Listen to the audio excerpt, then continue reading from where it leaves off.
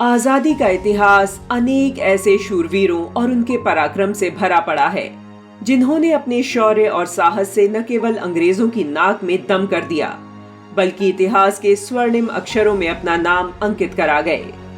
ऐसे ही शूरवीर थे राजगुरु, जिन्होंने भगत सिंह और सुखदेव के साथ मिलकर देश के लिए अपना जीवन आहूत कर दिया। राजगुरु भारत के उन महान क्रांतिकारियों में से एक हैं जिन्होंने कम उम्र में देश के लिए बलिदान दिया। 23 मार्च को अमर शहीद भगत सिंह के साथ ही उनके दो साथी सुखदेव और राजगुरु को भी फांसी दी गई थी। भगत सिंह और सुखदेव का नाम तब तक अधूरा है जब तक उनके साथ राजगुरु का नाम न लिया जाए। वतन के लिए हंसते हंसते फांसी चढ़ जाने वाले शहीद थे राजगुरु, जो आजादी का स्वप्न हृदय में लिए फांसी के फंदे पर झूल गए। भगत सिंह के साथी और क्रांतिकारी राजगुरु का पूरा नाम शिवराम हरी राजगुरु था।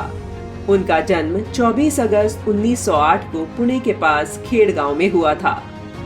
मराठा परिवार से ताल्लुक रखने वाले राजगुरु के पिता का नाम हरि नारायण और माता का नाम पार्वती बाई था।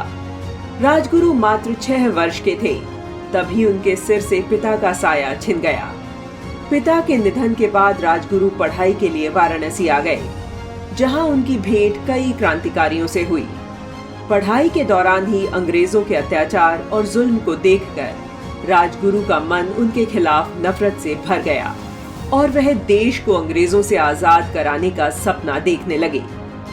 तीर कमान, निशानेबाजी और कुश्ती में निपुण राजगुरु महान क्रांतिकारी चंद्रशेखर आजाद से काफी प्रभावित थे और इसी के नाते वह सिर्फ 16 साल की आयु में क्रांतिकारी संगठन हिंदुस्तान रिपब्लिकन आर्मी से जुड़ गए थे।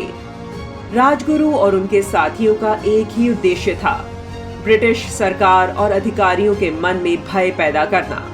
इसके लिए वह घूम घूम कर लोगों को जागरूक करते और मां भारती की स्वाधीनता के लिए जनमानस को तैयार करते थे।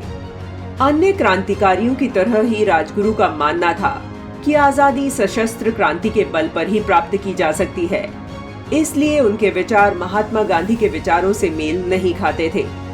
राजगुरु को उनके साथियों के बीच रघुनाथ के छद्म नाम से भी जाना जाता था। क्रांतिकारी गतिविधियों में रहते हुए राजगुरु की भेंट भगत सिंह और सुखदेव से हुई, जिसके बाद तीनों परम मित्र बन गए।